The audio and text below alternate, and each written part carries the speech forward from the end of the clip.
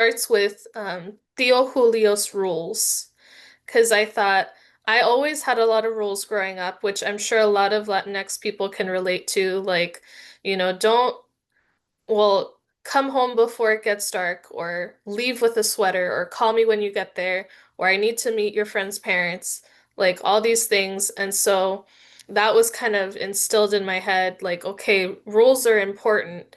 And then also with kind of surviving with bipolar disorder and trying to thrive with it, there are a lot of like rules as well. Like there are certain things you can and can't do, like especially if you're on medication. Like sleep is important, exercise is important. You shouldn't drink or do other drugs when you're taking your medicine. So I thought, what's a way I can introduce certain rules of that nature in a way that's more fun and in a book that's kind of a narrative around that. And so that's kind of the framework of the book. Yeah, and I can see like a lot of the parallels between um like even the werewolf aspect of Selena's story and her changes that she's going through in those physical ways and other ways.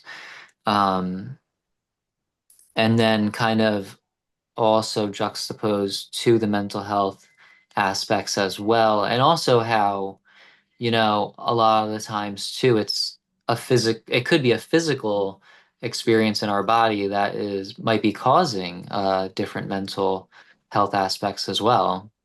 Yes. I think for me, it was partially because my first manic episode did involve a lot of physicality to it. And that was because I was, um, what's it called? I was experiencing a flare-up of my chronic pain that I didn't know I had.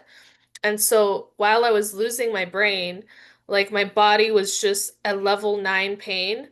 And I kept trying to communicate that to like the health workers, but they kind of ignored me and were like, oh, this is just a part of your hallucinating or whatever. They didn't tell me that, but I could tell that that was like the vibe that was happening at the moment. Okay.